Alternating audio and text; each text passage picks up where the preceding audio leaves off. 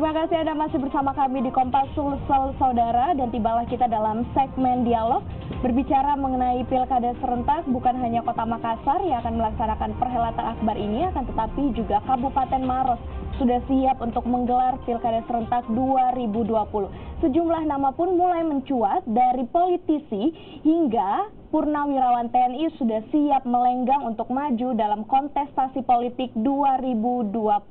Dan di studio Kompas Sulsel pagi hari ini sudah hadir Bapak Muhammad Nur Mahmud yang merupakan bakal calon Bupati Maros. Selamat pagi, Bapak. Pagi. Apa kabar? Baik, alhamdulillah. Dan juga di tengah sudah hadir Bapak Iqbal Latif yang merupakan Presidium Jadi Sulsel Jaringan Demokrasi Sulawesi Selatan. Selamat pagi, Pak. Iya, selamat pagi. Assalamualaikum warahmatullahi wabarakatuh. Baik. Di Pilkada serentak 2020 ini ternyata Kabupaten Maros juga akan menggelar perhelatan akbar ini, Pesta Demokrasi, dan Bapak Muhammad Nur Mahmud memutuskan untuk maju dalam Pilkada serentak. Apa yang melatar belakangi Bapak sehingga akhirnya memutuskan untuk melenggang di kontestasi politik tahun ini? Ya, baik. Dua pertanyaan. Yang pertama, pilihan independen dan latar belakang maju. Yang pertama, saya melihat bahwa saatnya tidak boleh kita menunggu masyarakat menentukan sendiri calonnya. Langsung, bukan ditentukan oleh partai. Kemudian kenapa saya maju? Tentu atas pertimbangan-pertimbangan sebagai putra daerah tentu yang 37 tahun ada di kampungnya orang. Begitu pulang ke Maros melihat ternyata tidak seperti ekspektasi saya, laju kemajuan pembangunan yang terjadi sekarang sampai hari ini. Sehingga itu yang melatar belakangi Bapak. Tapi mengapa kemudian memilih jalur independen? Yang pertama, independen harus sekali lagi bahwa itu hak tertinggi rakyat untuk menentukan pasangan dari awal. Hak yang tidak bisa digugat, sehingga saya melihat bahwa memang harus ada alternatif yang diatur oleh undang-undang, sehingga demokrasi ini jauh lebih terjamin adanya. Kita ke Pak Iqbal. Bapak Muhammad Nur menggunakan jalur independen untuk maju dalam Pilkada serentak. Sebenarnya sebagai pengalaman bahwa Bapak juga pernah menjabat sebagai Ketua KPU Sulawesi Selatan, apa sebenarnya tantangan yang harus dilalui oleh seseorang ketika maju melalui jalur perseorangan? Iya, saya kira memang di undang-undang kan jelas ya, ada dua jalur yang bisa digunakan dalam proses politik atau pilkada ya. Yang pertama melalui jalur partai atau gabungan partai politik, dan yang kedua menjadi jalur perseorangan atau independen. Dan dua-duanya ini saya kira memang adalah sesuatu yang sah-sah saja ya. Dan pengalaman kita di Sulawesi Selatan ini kan, jalur independen ini kan bukan sesuatu yang baru ya. Sudah banyak yang dilakukan oleh para kontestan. Bahkan kalau kita bicara tentang keberhasilan, ada beberapa juga jalur independen yang berhasil ya. Contohnya misalnya Bupati Goa. Itu kan Bupati Goa itu kan lewat jalur independen dulu ya. Kemudian beberapa yang lain. Artinya kans untuk memenangkan kontestasi itu di semua jalur ini itu terbuka luas. Ya cuma memang problem yang dihadapi oleh jalur independen ini kan adalah cukup berat ya tantangannya Pak ya. Ya. Yang pertama adalah dari proses pencalonan saja harus mempersiapkan dukungan yang cukup besar ya. Itu cukup besar ya dibanding dengan partai politik dan seterusnya. Tapi kalau misalnya jalur independen ini betul-betul bisa dikelola dengan baik, itu sudah modal itu. Bayangkan misalnya Bapak ini sudah menyiapkan berapa ya? Persyaratan minimalnya 24.500 lembar. Iya. Itu kalau misalnya 24 atau sampai 30.000, Ya. itu di-maintain sampai dengan hari H, itu sudah luar biasa itu. Berarti dia sudah punya suara sebanyak itu. Iya, kalau mampu di-maintain dengan baik ya. Nah, Tapi Bapak Nur Mahmud sendiri, apakah sebelumnya tidak pernah mencoba untuk melalui jalur partai, atau tidak adakah partai yang melirik untuk mengusung Bapak seperti itu? Ya. Saya melakukan persiapan pilkada Maros ini sudah kurang lebih 3 sampai 4 tahun. Melakukan observasi sebagai orang yang berlatar belakang intelijen. Saya melihat, saya dapat menangkap keinginan masyarakat di bawah. Belajar dari pilkada ke pilkada, usungan partai tidak selalu beriringan dengan keinginan masyarakat di bawah. Jadi mulailah saya melakukan, saya juga mendaftar di partai sebagai untuk menunjukkan saja bahwa saya serius mau maju. Serius mau maju. Memang tantangannya berat. Ketika orang lewat independen, sebagian masyarakat masih melihat independen bahkan ada suara. Oh, independen tidak laku di Maros, di Jawa aja bisa. Nah, ini saya pikir tantangan para politik partai atau pihak-pihak yang terkait dengan kemajuan demokrasi ini tentu menjadi tantangan untuk mensosialisasikan, saya kira. Tapi Bapak nggak pernah untuk mencalonkan atau mendaftar di partai-partai tertentu? Saya mendaftar di 3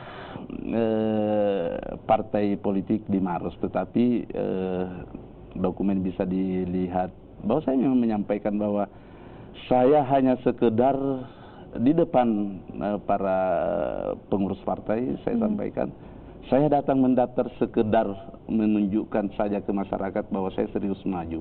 Tetapi prioritas pertama saya adalah independen, partai adalah alternatif. Oh, baik. Di Jakarta pun saya lakukan komunikasi dengan pengurus-pengurus DPP partai sampai hari ini masih.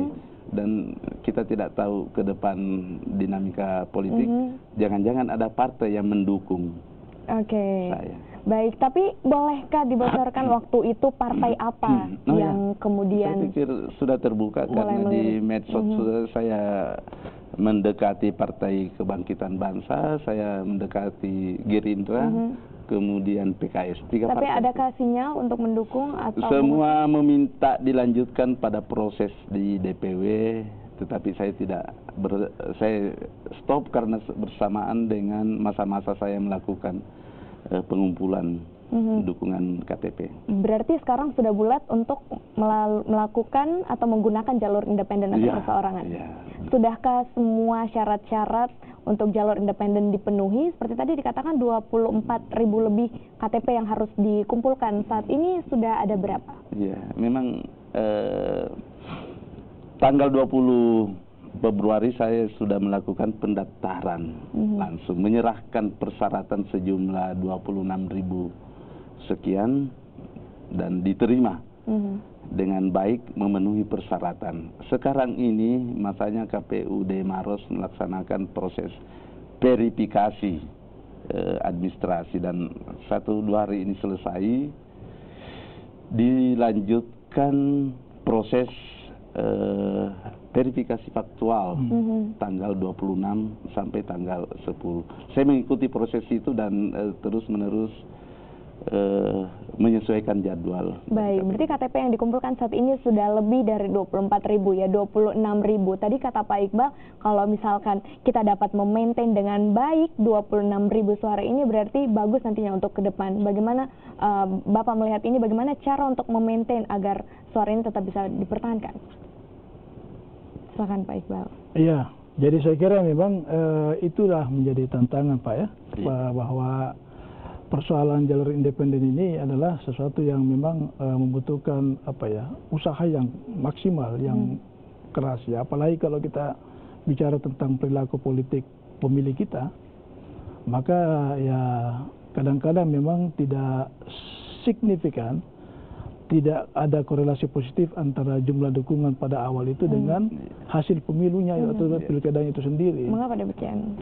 Itu karena banyak sekali faktor atau varian yang mempengaruhi ya, Ya apalagi kalau misalnya sekarang ini kita dalam posisi bahwa masyarakat kita ini kan perilaku politiknya ya boleh dikata masih masih berorientasi kepada hal-hal yang sifatnya ini terus terang saya katakan lebih mengarah kepada mekanisme transaksional ya. Jadi masyarakat kita ini masih seperti itu ya. Karena ya mungkin saja persoalan-persoalan politik yang kemarin itu yang membuat mereka banyak bercermin kepada hal tersebut. Tapi saya kira memang ini tantangan ya. Bahwa memang ke depan ini kita berharap bahwa masyarakat kita itu betul-betul harus menggunakan kedaulatan politiknya secara baik, secara rasional ya. Jadi tidak boleh lagi mereka menggunakan kedaulatannya itu atas dasar transaksional. Suaranya diganti dengan sembako atau apa gitu ya. Tetapi kalau kita mau melihat suatu daerah maju, maka memang masyarakat itu harus betul-betul diedukasi untuk mereka bisa memilih sesuai dengan apa yang mereka lihat dengan baik. Tapi apa yang harus dilakukan oleh bakal calon untuk tetap mempertahankan suara ini? Ya saya kira pola-pola yang harus dilakukan adalah ya salah satunya adalah menyangkut tentang komunikasi politik. Jadi masyarakat ini kan mengapa mereka kadang-kadang pasif? Karena sebenarnya mereka butuh disapa, butuh disentuh ya. Dan itu yang biasanya tidak dilakukan oleh kandidat. Ya, memang berat, tapi itulah hal yang harus dilakukan. Ya, kalau mereka sudah disapa, mereka sudah istilahnya dibangun komunikasi yang baik, saya kira itu menjadi modal untuk kita mendapatkan mendapatkan keterpilihan. Karena kan yang pertama itu kan kalau misalnya kita mau melihat dari perspektif keterpilihan itu, yang pertama figurnya ini harus dikenal. Ya, dikenal. Yang kedua kemudian diterima oleh masyarakat ya. Setelah diterima baru dipilih. Oke. Tadi ada masukan bahwa masyarakat itu butuh disentuh, butuh disapa. Apakah ini sudah dilakukan oleh Bapak Muhammad Nur Mahmud? Ya, saya sampaikan tadi 4 tahun. Tiap 2 minggu saya ada di Maros karena saya masih domisili di Jakarta dan saya menangkap betul keinginan masyarakat terhadap hadirnya calon pemimpin atau pemimpin di tengah-tengah mereka. Sekali lagi basic saya adalah tentara sehingga berinteraksi langsung dengan masyarakat. Rasa-rasanya tidak ada kesulitan, dapat diterima di mana-mana. Dan itulah gambarannya bahwa saya bisa mendapatkan dukungan KTP di 14 kecamatan. 14 kecamatan. Memaintainnya ya. 14 kecamatan dari total berapa? Yang semestinya hanya 8 kecamatan karena persyaratan itu kan 50% plus 1. Kira-kira demikian. Dan persyaratan saat ini jauh lebih susah dibanding ketika akan mengikuti independen sebelum-sebelumnya. Bayangkan kalau seorang pendukung dimintai fotokopi KTP dan tanda tangan. Ini yang selama ini tidak. Dan ini paling berat. Anda bisa lihat, Linda bisa lihat dari ribuan pasangan yang mencoba maju lewat independen. Tercatat di KPU pusat sekarang itu hanya 147 pasang di Makassar, di Sulawesi Selatan. Ini tantangan tersendiri ya untuk kemudian maju melalui jalur independen, dan Bapak sudah melakukan itu, mengumpulkan KTP dan tanda tangan di 14 kecamatan di Kabupaten Maros dan melakukan pendekatan kurang lebih selama 4 tahun ya kepada masyarakat. Berarti ini strategi yang kemudian dilakukan. Kita akan kembali saudara untuk melanjutkan perbincangan ini, bagaimana kemudian strategi lainnya, atau nanti kita juga akan membahas siapa yang akan mendampingi Muhammad Nur Mahmud dalam Pilkada Serentak 2020. Tetaplah bersama kami di Kompas Sulsel.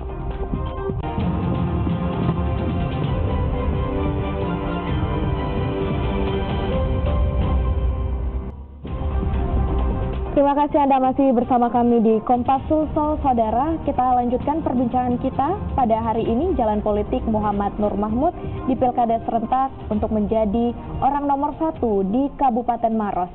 Baik, tadi sudah disampaikan strateginya 4 tahun ini melakukan pendekatan kepada masyarakat yang ada di Kabupaten Maros. Kalau boleh tahu apa sebenarnya visi misi dari seorang Muhammad Nur Mahmud untuk memimpin Kabupaten Maros? Saya dengan pasangan ini sudah membuat satu tagline rakyat berani. Rakyat berani itu mengandung makna bahwa rakyat harus berani maju, mengajukan calonnya sendiri. Kedaulatannya ditunjukkan di pilkada ini. Kira-kira saya membuat berani itu bermakna, bersama Nur Ilyas. Pasangan saya Muhammad Ilyas. Muhammad Nur. Berani juga itu singkatan dari bersih. Kira-kira akan visi itu tertuang dari singkatan ini. Bersih, kemudian sejahtera, aman, nyaman, dan adil, indah. Jadi berani. Kira-kira berangkat dari situlah visi misi itu tertuang nanti menjadi program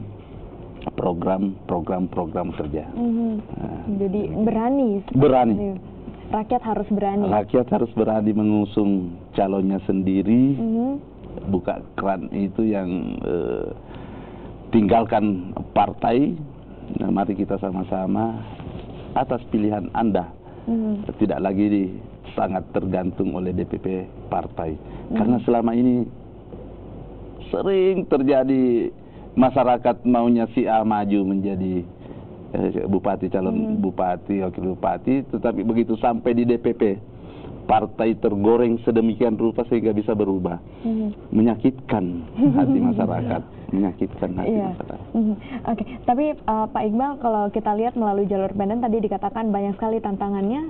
Kalau boleh disampaikan sebenarnya apa tahapan-tahapan yang harus dilalui oleh siapa yang akan maju di pilkada melalui jalur independen? Tadi sudah dikumpulkan 26.000 KTP, selanjutnya ada verifikasi lagi yang harus dilalui. Apa itu? Iya, yang pertama tentu saya apresiasi ya dengan tagline-nya Bapak ya, bahwa berani ya. Ya memang kalau bicara tentang politik Maros ini kan harus ada terobosan Pak ya. Makanya bagus tagline-nya ini adalah tagline Maros berani Pak ya. Rakyat berani. Rakyat berani ya. Rakyat berani. Yang kedua, saya kira memang kalau bicara tentang perilaku politik di Maros ini kan tidak jauh dari Makassar ya. Iya. Dan saya kira banyak juga orang yang bekerja di Makassar itu tinggal di Maros. Sehingga kalau kita bicara tentang rasionalitas di dalam politik itu, saya yakin bahwa masyarakat Maros ini juga punya tingkat rasionalitas yang tinggi dalam memilih ya. Sehingga mereka ini tentu tidak mudah lah untuk digadang-gadang dengan sesuatu yang tanda petik merusak demokrasi itu ya. Karena itu saya kira memang apa yang harus dilakukan di dalam proses pilkada nanti ini untuk jalur independen, saya kira satu-satunya cara adalah membangun komunikasi politik. Itu saja ya. Karena dengan membangun komunikasi politik yang bagus dan betul-betul disertai dengan strategi yang bagus, saya kira itu menjadi modal untuk kebaikan ke depan. Tapi kalau misalkan terjadi ada beberapa data yang kurang atau KTP yang belum cukup, apa yang kemudian akan dilakukan KPU? Oh ya, kalau secara teknis saya kira dengan misalnya sudah terpenuhi di fase pertama ya, bahwa sudah terpenuhi jumlah ya syarat minimal itu, persebaran dan jumlah persentasenya itu, maka yang kedua tentu adalah menyangkut tentang verifikasi administrasi. Setelah itu kemudian verifikasi faktual ya. Kalau misalnya di dalam proses verifikasi faktual itu ternyata memang ada beberapa ya yang kemudian menyangkal ya, misalnya Pak ya, ada yang menyangkal kemudian ternyata jumlah itu tidak terpenuhi minimal, maka dimungkinkan untuk calon untuk menyetorkan kembali ya dan mungkin itu 2 kali lipat Pak, ya, kalau tidak salah ya. 1 ganti 2. Ya, 1 ganti 2. Misalnya contoh, setelah dilakukan syarat verifikasi faktual dari 24.000 itu ternyata yang bersyarat 23.000. Berarti ada kurang 1.000. Nah, ke 1.000-nya ini bisa dikembalikan kepada calonnya untuk memasukkan kembali yang 1.000 menjadi 2.000. Jadi 2 kali lipat. 2 kali lipat, iya, 2 kali lipat. Dan saya kira dengan tahap pertama yang sudah dilalui itu sebenarnya sudah agak memudahkan ya.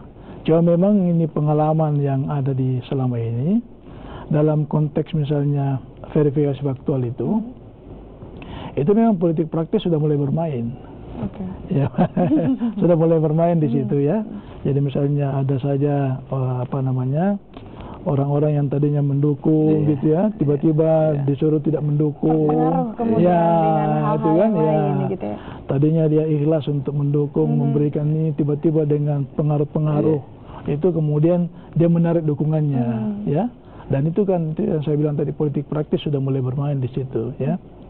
Tapi sejauh ini dari Bapak Nur Mahmud, adakah yang dikembalikan datanya? Iya, jadi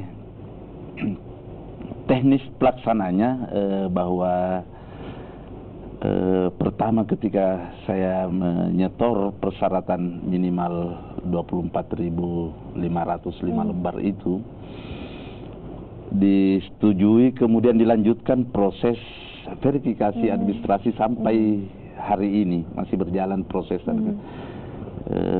License officer kita ada, saya melihat KPUD Maros sangat profesional, luar biasa, teliti. Salah satu huruf saja menjadi bisa di status BMS kan, belum memenuhi syarat. Ya, betul. Apalagi kalau berbeda nomor NIK segala macam langsung di TMS kan. Jumlah itu belum diserahkan ke kita, belum diserahkan sampai selesainya proses verifikasi faktual. Berarti masih dalam proses. Ya, sekarang masih kami menghormati betul dan mendorong KPU melaksanakan. Berarti kita tunggu nanti seperti apa ya, hasilnya. Meskipun rada-rada ada gangguan dengan situasi wabah yang tapi mudah-mudahan kita doakan KPUD Maros bisa lancar menyelenggarakan proses ini sampai selesai. Baik, tadi dikatakan bahwa yang akan mendampingi Bapak adalah Muhammad Ilyas. Mengapa kemudian memilih sosok Muhammad Ilyas untuk maju bersama-sama di Pilkada Maros nanti? Ya, sangat simpel. Saya berlatar belakang militer, tentu saya mencari pasangan yang bisa mengimbangi saya. Kebetulan Muhammad Ilyas, beliau sangat populer dengan Cika di Maros itu, Cika Ilyas. Beliau kebetulan juga masih menjabat sebagai Ketua DPC Gerindra Maros. Dari beberapa kali pertemuan ketemu visi, tidak ada lain. Kita tidak bicara materi, tidak bicara visi dulu. Mau apa kita di Maros? Apa yang kita mau perbuat? Sama enggak? Bisa enggak kita 5 tahun jalan sama-sama dengan program ini tanpa pecah kongsi? Ketemu itu. Saya ketemu idealisme yang luar biasa. Saya datang dengan idealisme, beliau di Maros dengan idealisme tinggi. Mari kita jalan sama-sama. Berarti udah langsung klop gitu. Hanya ya, idealisme yang membuat kami kuat mau bergerak bersama. Baik, tapi kemudian kalau kita melihat di Kabupaten Maros ada calon-calon lainnya seperti petahana, wakil bupati yang juga dipastikan maju. Lalu kemudian juga ada Haider Syam yang merupakan politisi dan berlatar belakang partai. Bagaimana kemudian Anda melihat ini? Apakah Anda optimis? Lalu strategi Anda seperti apa untuk maju? Kami tidak memutuskan maju kalau tidak optimis menang. Menang dengan cara-cara yang sangat beradab. Dinamika politik memang sangat tinggi. Politik, money politik, apa masih tidak bisa kita hindari itu. Tetapi tadi Pak Iqbal menyampaikan rasionalisme kami temukan. Kami ada data bahwa di kota mereka masih melihat program, melihat visi misi, melihat figur. Jadi kalau tidak yakin, kami tidak maju. Jadi keyakinan yang membuat kami percaya diri maju. Jadi yakin dan optimis untuk maju luar biasa saat ini. Tapi kalau kita melihat Pak Iqbal, bagaimana tadi sudah jelaskan perilaku warga Kabupaten Maros seperti apa. Saat ini kalau kita melihat bagaimana kemudian tingkat partisipasi politik yang ada di Kabupaten Maros, apalagi ada yang melalui jalur partai, jalur independen, bagaimana melihat perilaku politik dari warga di Kabupaten Maros itu sendiri? Iya, saya kira memang apa yang dilakukan oleh Bapak sebagai jalur independen ya, ini memang adalah sesuatu yang tentu adalah pilihan. Artinya kalau kita ibaratkan dengan memilih itu adalah menu makanan, maka Bapak ini merupakan salah satu bentuk menu. Tinggal nanti siapa masyarakat yang memilih menu apa yang dipilih. Iya. Kalau masyarakat melihat bahwa dalam proses politik selama ini ternyata ya tanda kutip ya incumbent-nya itu kurang begitu berprestasi, maka tentu masyarakat memilih menu yang baru, lain, yang lain. yang baru barangkali, ya. Begitu. Jadi masyarakat itu punya cara untuk memberi reward dan punishment, ya. Jadi termasuk kalau misalnya kita melakukan proses money politik, jangan salah, money politik itu tidak berarti kita bisa dapat suara, ya. Belum tentu. Iya, belum tentu. Artinya masyarakat sekarang ini sudah sangat pintar. Dia ambil duitnya tapi dia tidak pilih kita. Nah, itu yang biasa terjadi. Karena masyarakat punya referensi. Iya. Masyarakat itu tahu siapa yang cocok untuk dia pilih. Di mulut lain, di hati lain gitu ya. Iya. Iya, karena memang menyakitkan ini soalnya. jadi karena itu saya kira memang menurut saya adalah untuk mengubah ini ya komunikasi politik. Jadi tidak boleh lagi ada calon itu yang hanya mau terima beres, karena itu tidak bakal sukses itu. Harus betul-betul kita keringat sampai ke masyarakat itu kemana-mana, sehingga kemudian itu menjadi salah satu modal untuk kita menang. Iya. Bagaimana kemudian seorang calon ini dikenali, kemudian juga bisa diterima ya untuk dipilih nantinya. Baik, terima kasih Bapak Iqbal Latif selaku Presidium Jadi Sulsel, dan terima kasih juga untuk Bapak Muhammad Nur Mahmud, sukses untuk perjalanannya menuju Pilkada September 2020 mendatang. Saudara, itu tadi perbincangan kita mengenai jalan politik yang kemudian ditempuh oleh salah satu bakal calon bupati Kabupaten Maros, yaitu Muhammad Nur Mahmud yang menempuh jalur independen. Tadi sudah dijelaskan terkait dengan strategi-strategi dan visi misi yang akan dilakukan untuk menjadi orang nomor 1 di Kabupaten Maros.